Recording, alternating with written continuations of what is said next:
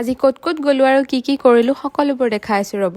Hello' everyone, আমাৰ যিহেতু যোৱাকালি ফাইনেল এক্সাম শেষ হৈছে আৰু এইবাৰ আমি ছামাৰ ভেকেশ্যনো নাপাম, সেইকাৰণে এই দুদিন বন্ধতে আমি ক'ৰবাত ফুৰিবলৈ যাওঁ বুলি ভাবিছোঁ। আমি গৈ আছোঁ মৰিগাঁও বাৰ ঘৰলৈ অকলে যাম বুলিয়ে ভাবিছিলোঁ, কিন্তু ঘৰৰ মানুহে আমাৰ ওপৰত ৰিস্ক ল'ব নোৱাৰে আৰু সেইকাৰণে আম্মা আৰু মাহী ওলালে আমাক থবৰ কাৰণে। এয়া আমি ঢিঙত মিঠাই ল'বলৈ সোমালো আৰু মিঠাই দোকানৰ দাদাজনে হেনো মোৰ ভিডিঅ' চাই কেনে মোৰ মনটো বহুত বেছি ভাল লাগি আছিল। তাৰপিছতে আকৌ আমাৰ গাড়ীখনৰো পেটটো অকণমান ভৰাই ল'লো আৰু আমি বাহঁতৰ ঘৰত গৈ পাইছোঁ 1:30মান বজাত। গৈয়ে কি আমাক দিলে চৰবত। তাতে গৈ পাই আকৌ মাহীয়ে আনতাৰে হেয়াৰ ষ্টাইল কৰিবলৈ ল'লে। অলপ সময় পিছতে বায়ে ভাতো বাঢ়ি দিলে, আমিও অলপ বাৰু হেল্প কৰিছো। ভাত খাই পিনি আকৌ ময়ে চুনিয়ে তামোল এখন খাবলৈ ললো। তামোল খাই পিছে আমাৰ একদম অৱস্থা বেয়া। লাষ্টত আকৌ আমাৰ নিমখ পানী খাইহে যিহেতু ঘূৰি আহিলে আৰু চানিয়ে পিছে বাক হেল্প কৰি দি আছিলে। অলপমান ৰেষ্ট লৈ পিনি আকৌ আমি ফুৰিবলৈ গলো, মানে জেনিবক যিহেতু ইয়াৰ পৰাই বিয়া পাতিছে, বৰ মাকহঁতৰ ঘৰলৈও যাব লাগে, ফোন কৰি মাতি আছে। যিহেতু আম্মাহে এতিয়া যাবগৈ, আমি বাৰু থাকিম। বৌহঁতৰ ঘৰলৈ যোৱা ৰাস্তাটো যিহেতু আমাৰ অলপমান কনফিউজ লাগে, সেইকাৰণে বাও লগতে ওলালে। সেইকাৰণে আমি চব একেলগে একদম কোচত বহা বহিকে গৈছো এখন গাড়ীতে।